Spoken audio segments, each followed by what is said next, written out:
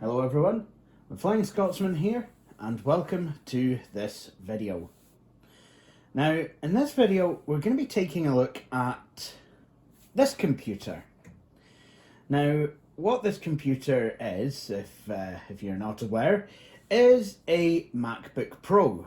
Specifically, it is an early 2015 MacBook Pro. Now, you might be wondering what I am doing with such a thing. Well, Izzy left it here for me to take care of and fix it up and get it sold. Unfortunately though, my Dell, it has started to really kind of become a bit too slow, even with an SSD, and a bit too kind of old. And the battery isn't what it once was, so I decided to let it go. Bit of a shame, but it has been a faithful servant, and I've got to tell you, if Dell make computers of the same quality and caliber as the Dell Latitude E6540, you know, if they continue making computers like that today, then I would have no qualms with buying a Dell. Unfortunately, nowadays, the badge that a computer wears is no real indicator for the quality or longevity that you will get. As I found out in the autumn with my Asus Prime B550 motherboard, which was fun. Anyway, I'm going off topic here.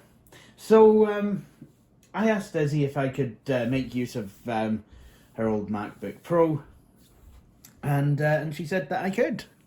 So here we are. So I'm going to be using this until I can get some money together to buy a newer machine of my own. So with that said and done, let's have a look at what we have here. First of all, I have bought it a couple of things. I have replaced the power brick because Izzy's power brick, the white cabling was all coming away, and yeah, it wasn't that great. That said, I'm not sure how original this is. It said it's refurbished, but I'm not sure. It's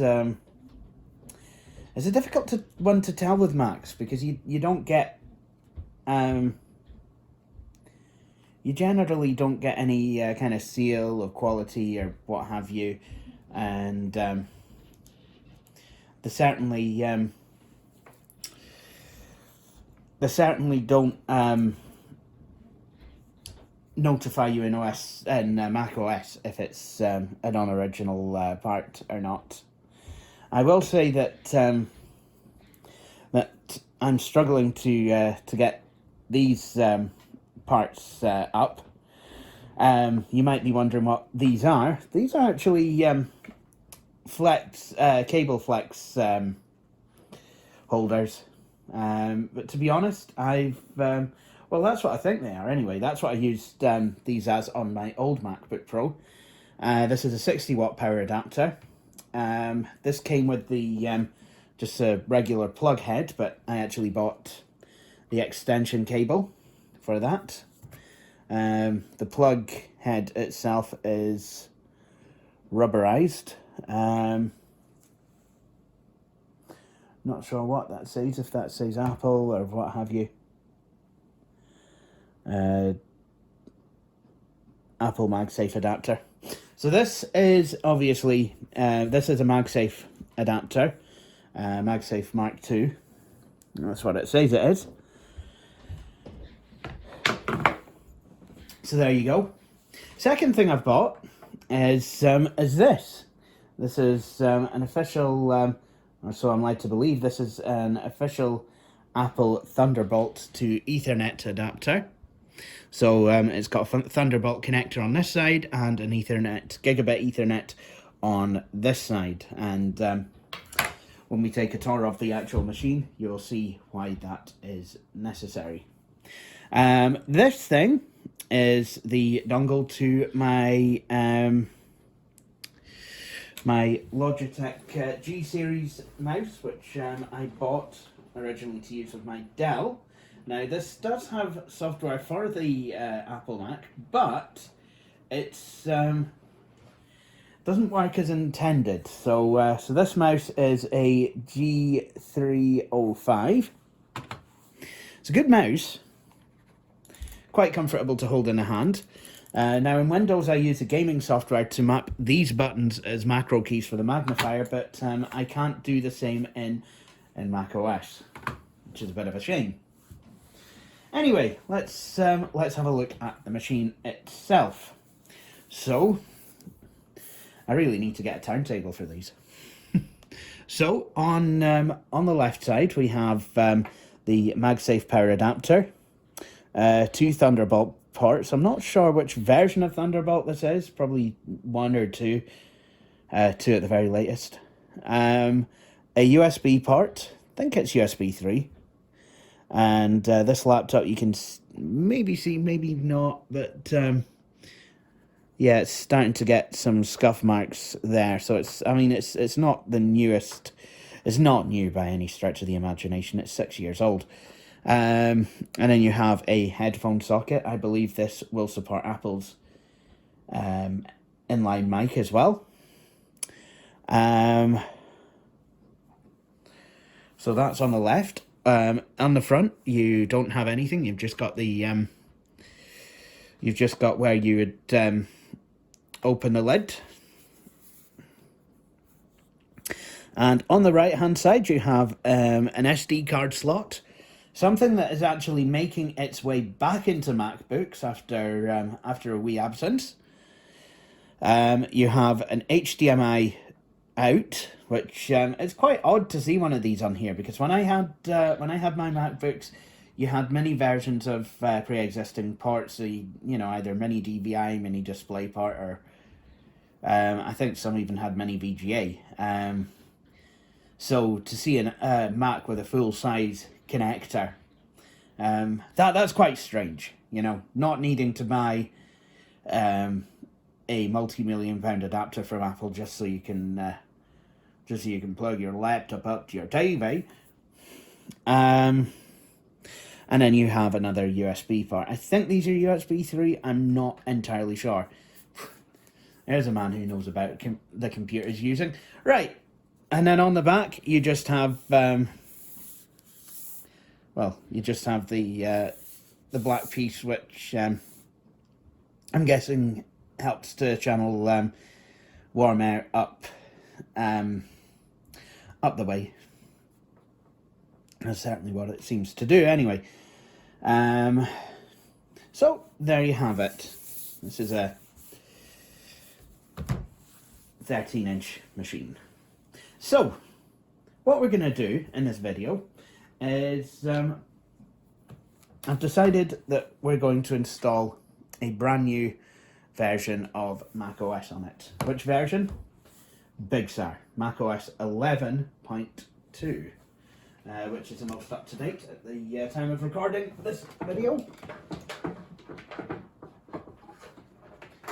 So, a couple of things I'm going to connect. Firstly, I will connect the computer to the network, because it's there. Now, these MagSafe power adapters are pretty good, and it's a shame that Apple doesn't use them anymore. I think they've gone to using USB Type-C for power and basically everything else. Now, one thing that I always talk about with my Dell, it's a story I always tell, basically just to mark how good of a machine that was, is that machine. I was in a hospital about 3 years ago, and I was hooked up to a saline drip because I had parathyroid issues, and long story short, my blood calcium levels were way too high and they needed neutralised. So I was put on a saline drip. Now, I needed to use the bathroom. Now, if you're on a saline drip, you might find that any kind of needs like that tend to have a lot more urgency than if you're not hooked up to a saline drip, having it forcefully injected into you. And so, yeah, I was on this drip, and obviously my laptop was on charge. It was on a hospital trolley. I was trying to get to the bathroom as quickly as I could possibly get there, and it didn't really work out that well because the drip and its wires got tangled up with the Dell and its wires, and the Dell decided to change its mind about staying on the hospital table trolley thing where I had put it, and instead it decided to fall to the floor. And obviously, I was in the hospital and I'm thinking, great, that's all I need for my laptop to now be broken, except it wasn't. It was fine. Not even a scratch on the damn thing. I think the laptop fared better than I did. But yeah, I mean, that's a story that, kind of I like to tell just to, kind of show how good my E6540 was. Now, if I'd have had an Apple Mac with a MagSafe power adapter in that case, what would have happened is, because the power adapter is held in literally by a magnet, it would have just undone itself. So the way that these work is you plug it in, and the magnet kind of pulls it in, and there you go. So I mean, obviously, if there's any force applied to the cable, it just comes out again. So that's a MagSafe power adapter. Like I said, nowadays Apple, I believe they tend to use USB Type C for power.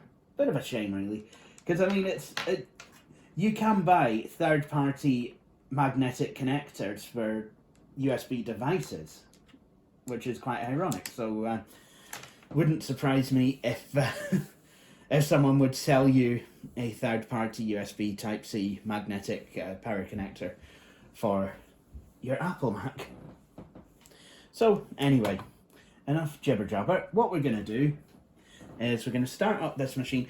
Now, one of the things that does need fixed on this machine, you might be able to see it or you may not, is the screen. It's all blotchy, and that's because some of the layers are coming apart. It's a known problem, and I'm led to believe that Apple would probably replace that under warranty. I was hoping to get that done before Christmas, but bit difficult getting into town at the moment, and now that we're all in lockdown, I can't go anyway. So now we're ready to start the reformatting and reinstalling on this machine. Now, to do that, we actually need to boot this up into recovery mode. And the way we do that is we switch it on and immediately press... I'm probably pressing the wrong buttons here. It's Command and R, is it?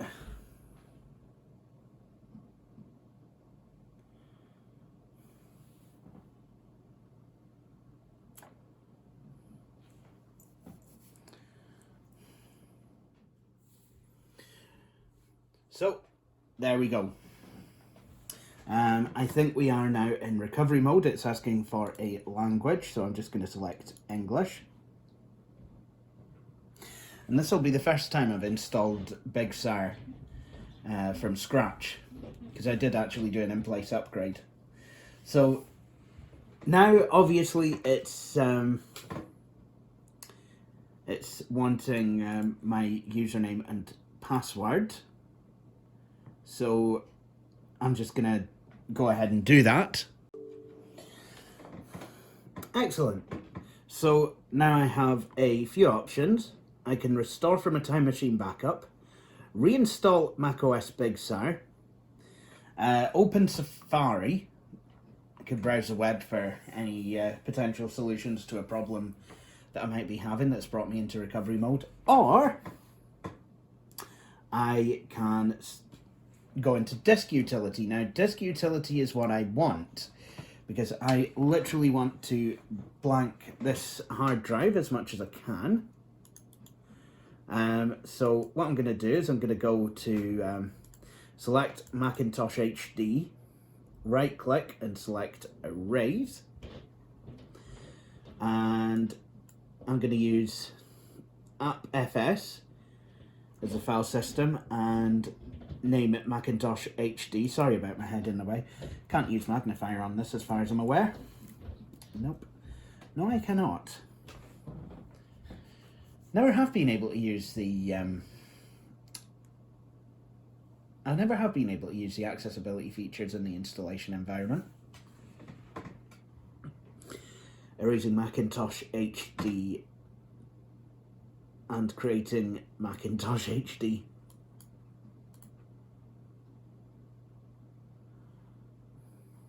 Excellent.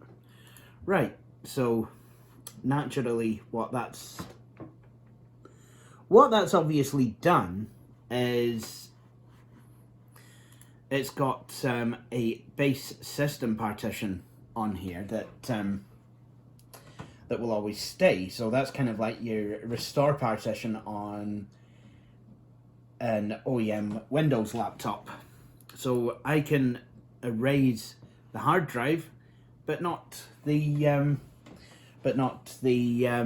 base system partition. That's quite clever, because I remember when you started being able to recover macOS from the internet. I think that was in macOS Lion or Mountain Lion.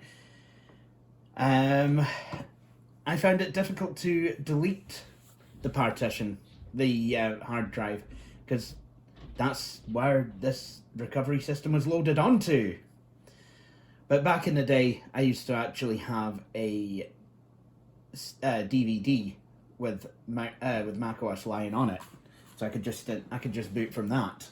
Would take ages, but it meant I had full control over what I did with the hard drive in my iMac, and I guess my MacBook Pro as well. Anyway, what I'm going to do, I'm going to go to going to exit out of disk utility, and now we can reinstall macOS Big Sur. I'm going to go to continue, macOS Big Sur. To set up the installation of macOS Big Sur, click continue.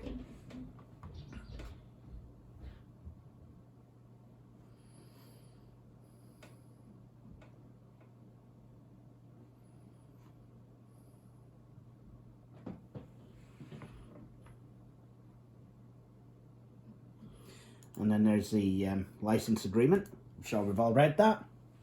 And there seems to be two disks. I'm guessing one of them is just the same volume but encrypted, because as far as I'm aware, there's only one SSD in here.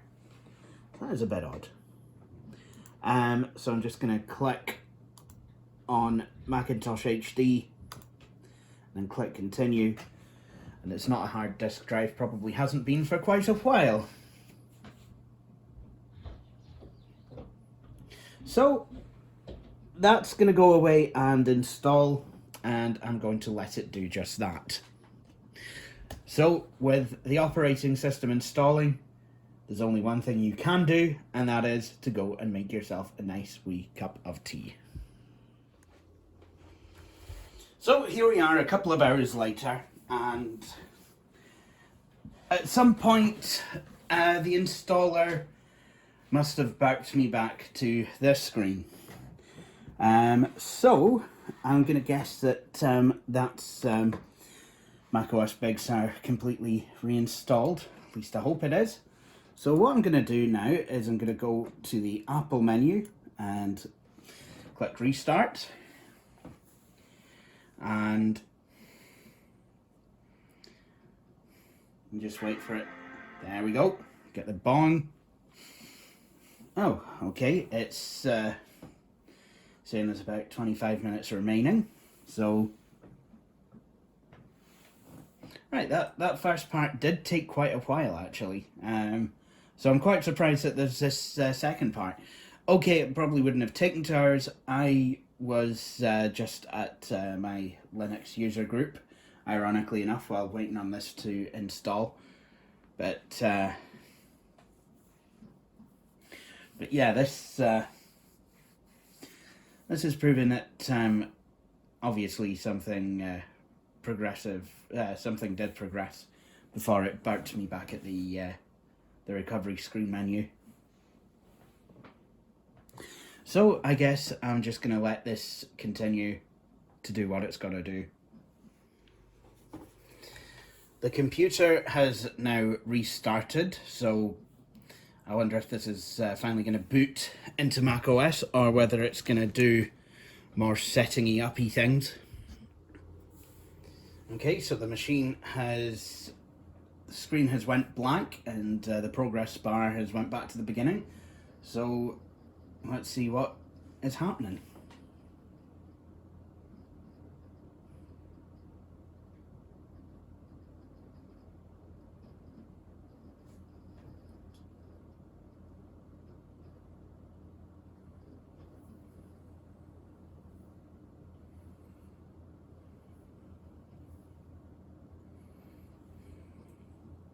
It's not really giving me much of an indication as to what's going on with the installation, or what phase it's at, or what have you. But then again, I guess this is Apple. Everything is very minimalistic.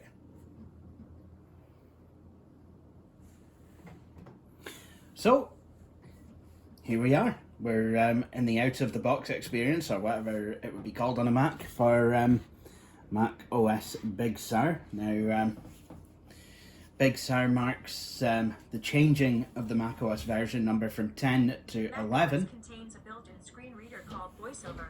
If you know how to use VoiceOver, press Command F5 now to turn it on and set up your Mac. If you would like to learn how to use VoiceOver to set up your Mac, press the Escape key. Let me use VoiceOver, but not the magnifier. That's odd. So I'm going to select. I've selected my country, which unfortunately is United Kingdom. I'm going to change my keyboard layout. Potentially, am I? I don't know. Accessibility. Now there's accessibility options. I kind of like this. So accessibility features, adapt your Mac to your individual needs.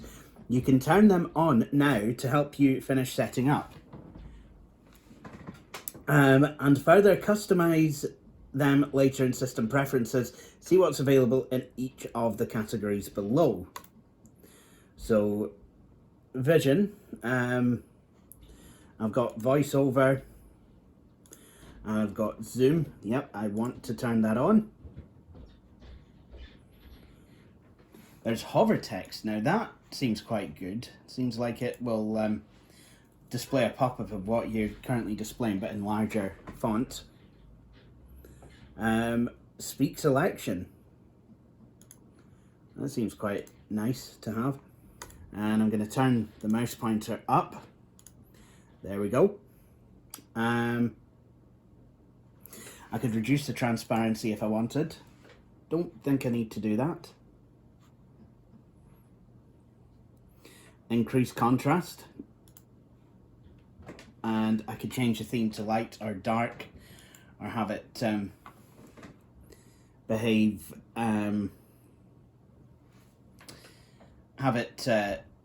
change the theme itself depending on the time of day. I could reduce the motion if I wanted. So let's see if,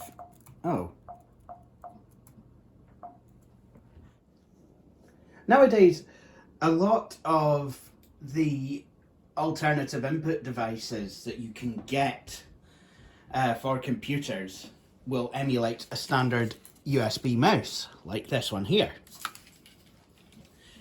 So anything from your joysticks to your trackballs to your eye pointers to your sip and puff systems, and even your single switch interfaces, they will just work or present themselves to the computer as a standard USB mouse. So having something like an on-screen keyboard might in itself not seem like much, but paired with an alternative input device, it can be quite a good thing. If I had trouble with hearing things, I could turn on subtitles, have the screen flash for alerts. It's quite useful as that. Or cognitive. That would be quite interesting to see how macOS can change. I guess I could obviously change the appearance. Spoken text selection. Typing feedback. Your Mac will speak characters, words, and or selection changes as you type.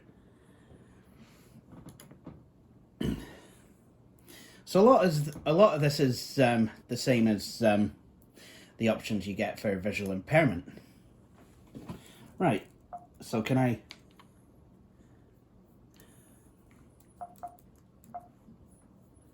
Okay, so apparently it doesn't turn on the magnification to let you finish setup. Migration assistant, nope. Nope. Not now, and that's a very tiny button. So I'm going to sign in with my Apple ID. You can choose to do so or to not do so, but I'm going to do that. I'm going to do so. Now I can set myself up an account. So I'm just going to call myself Jay on here. Makes it easier to sign into to shared folders on my server. And I'm just going to put my password in, and a password hint. I could also choose a profile picture, something like a flower, or I could use dust camera and take a photo of myself.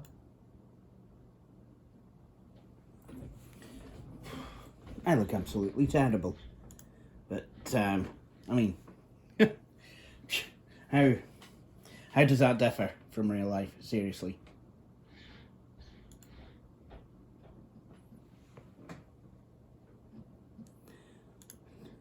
You look so blooming creepy. So that's that done, and now for whatever reason it's synchronizing my iCloud. Maybe it's something to do with it's Apple's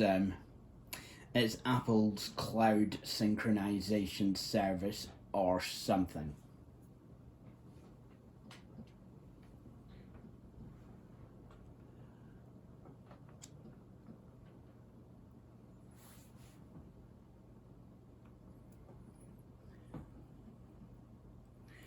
Also, I never realised that there was still sticky tape on here. That's not good. That's not what you want.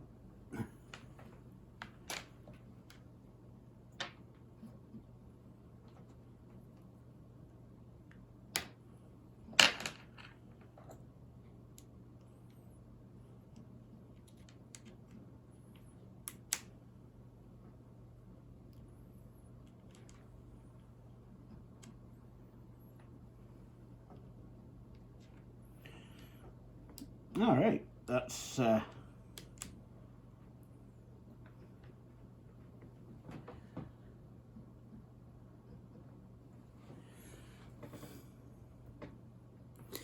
okay. So I can choose what I want to set up, so I will. I will enable location services. Don't want to share any analytics with Apple. Screen time, yeah. And I don't want to enable Ask Siri, because I don't want any devices listening out for what I'm saying, unless I tell them to. Can turn on the file vault disk encryption. I think that's a good idea. But that's just me. Okay, so it looks like this is going to take quite a while.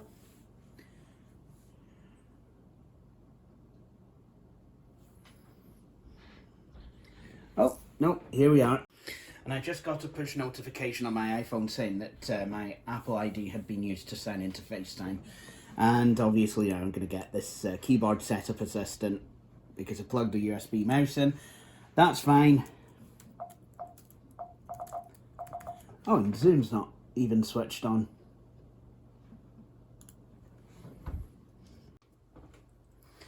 For some reason, Zoom's not switched on even though I told it to switch it on. That's not good, but you can switch on any accessibility options by going to settings, either in the dock or clicking on the Apple menu and going down to System Preferences. Go to Accessibility, and then I can go to Zoom, and then I'm going to turn that on. And there we go. I can enable hover text as well. So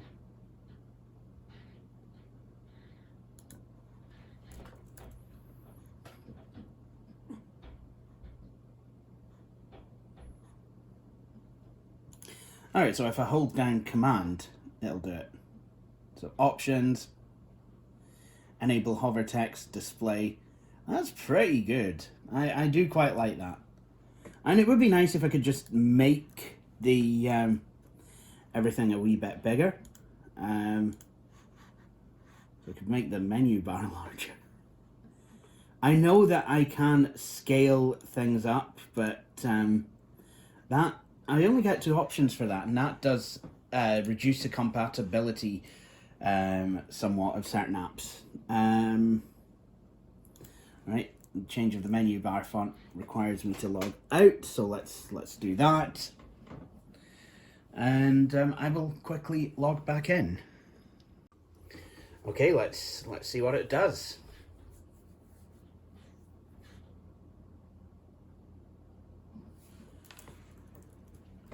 Not very much. Right. And for some reason, whenever I zoom in, you know, you do get, sometimes get a phantom small mouse pointer on the screen. That's something that Apple could do with the sorting out. So there we are. And go to my network, and I can just I can log on. I don't want to connect as guest. That's my server. Okay, so I'm now logged on. So that is good. What I will do is I'm going to change the mouse scroll direction, because at the moment it's set to what the Chromebook would call Australian scrolling. And I'm not installing the Logitech software. I'm actually finding that the mouse is a lot easier to use without it. So I'm just going to not bother with it. It seems that Logitech software for the Mac has not gotten any better in the last 10 years. It's a bit of a shame, really. What I can do, though, is I can go into the App Store and have a look at my apps library, see if there's anything that I would like to install from there. Probably not a bad idea if I actually signed in, really, is it? So I've got all my applications that I have ever purchased. Unfortunately, there's a lot that just does not work anymore, because 32-bit apps are not supported. So, you know, if there's if you ever used a if you ever had the good fortune to have the Grand Theft Auto 3 trilogy on your machine, you can't use that anymore, which is a shame, really, because it's 32-bit and is not supported. However, Alpine Crawler does seem to be supported. FaceTime, that was from back in the very early days of it. It's quite interesting how it's still available, even though it's here. Quite interesting how there's a camera with a lens, and yet the lens is in the side of the camera. That's quite trippy. iMovie, if anyone wanted it. Xcode for Snow Leopard.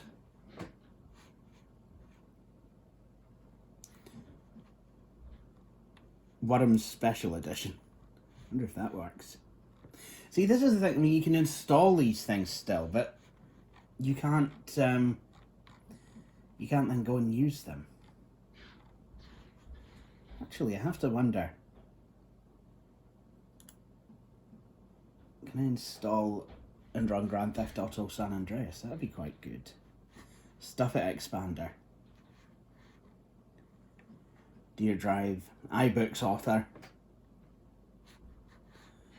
And there's a few things that I've downloaded for the iPad, which is available on the Mac, including an SSH client. So, I guess if you didn't want to use the Mac terminal for whatever reason, and that's not an issue. Did I not just see GarageBand there? That's interesting. So there's old versions of GarageBand on there. And there's obviously an old version of Xcode as well for macOS 10.6 Snow Leopard. Still one of my favourite versions of macOS to this day.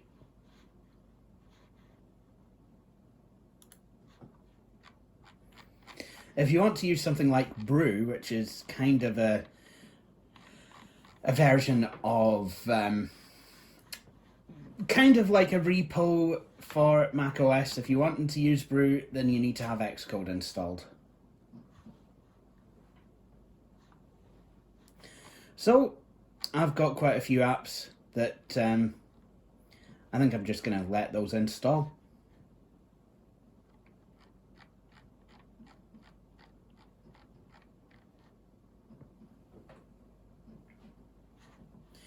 Some of which already have installed, so Angry Birds. Angry Birds needs to be updated. See, why am I allowed to install these apps if they don't work? That's just taking up space. And then if I want to uninstall the apps, I have to go into the Launchpad, and then I have to uninstall them that way, like it's an iPhone or something. So then I have to look for Angry Birds. It's like, where is it? Where did I put it? Is it in other?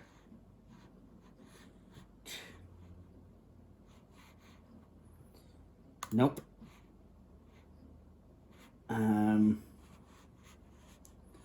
Jings, where did it go?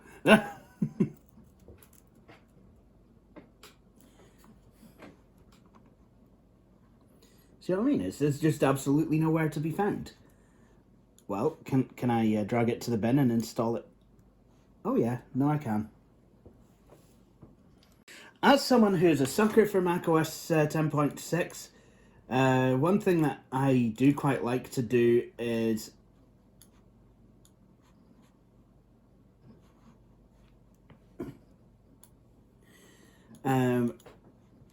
well, first of all, I quite like to have the path bar shown.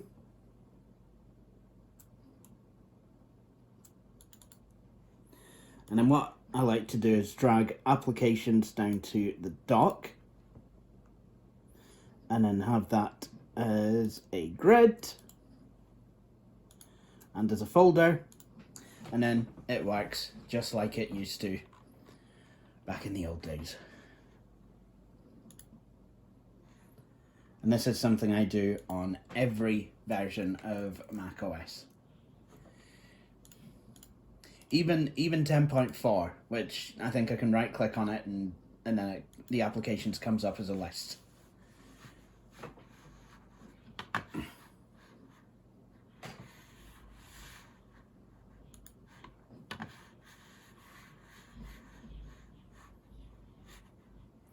So my apps are getting installed. And I don't know why the mouse pointer, if I use a mouse, it takes ages to drag over these apps, whereas the trackpad can do it normally. That's quite off-putting.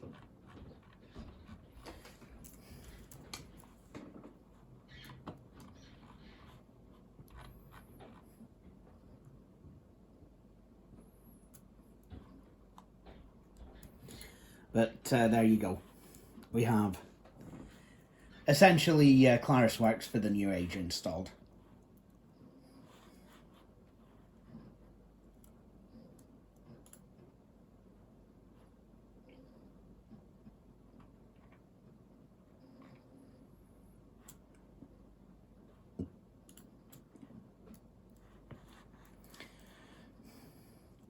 So there we go.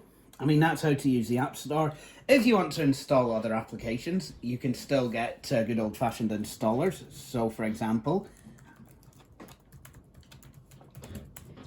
I can go to www.getfirefox.com and I can go ahead and download Mozilla Firefox. Almost there. Now open the file that's just been downloaded. Nobody has to get hurt.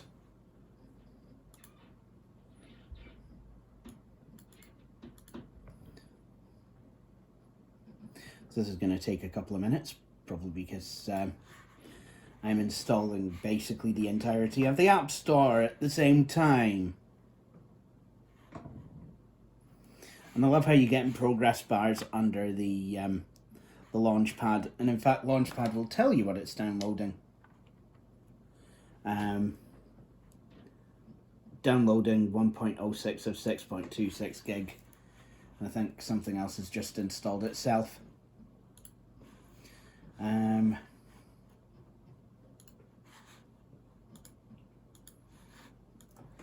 While those are downloading, let's go and set up my printer. You can do that by going to System Preferences, Printers and Scanners, and then quite literally I can add my OfficeJet, which is there.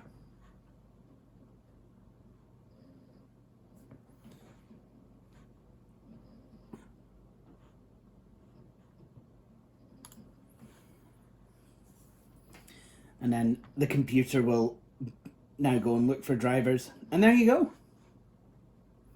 And I can even do a scan from here, which is quite good. But I like using HP Smart software, so that's in my list to download. And oh look, in the amount of time that took, Firefox is nearly done downloading. So certain apps, when you go and install them on a Mac, they come as DMG files or disk images.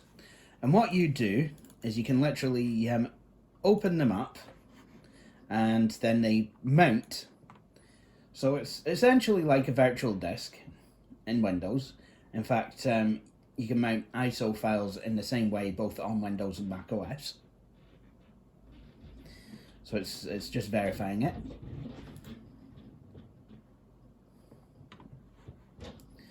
So what you'll often have is you'll have the application and then a shortcut to the applications folder.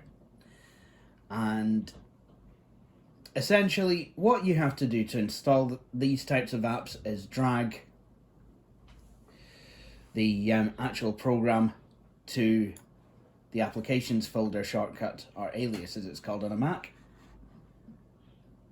And then it will go and install itself onto your Mac. That is about as simple as it gets. Some programs come as .pkg files, and you don't drag those to your applications folder. What you would do instead is actually go double click on them where you've downloaded them, and you install them like you would a Windows program. So now that Firefox has been installed, we can unmount the Firefox disk image, and if we look in the applications folder, we find Firefox is there. Now it might ask you to verify it. Some applications may even need you to verify them in the file vault. Oh, there we go. Firefox is an app downloaded from the internet. Are you sure you want to open it? Yes, I am. And there it goes. We are in Firefox now.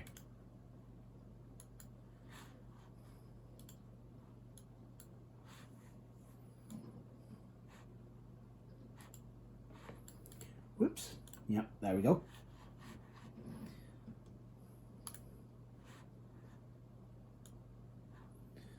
So what I'm going to do now is just see if I can sign in to Firefox.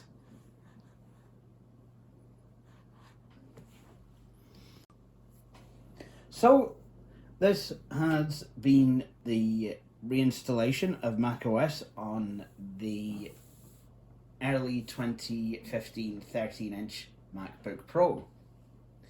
So I think I'm going to leave it there. So thank you for watching this video, and please join me for my next one. Cheery bye. Thank you for watching this video.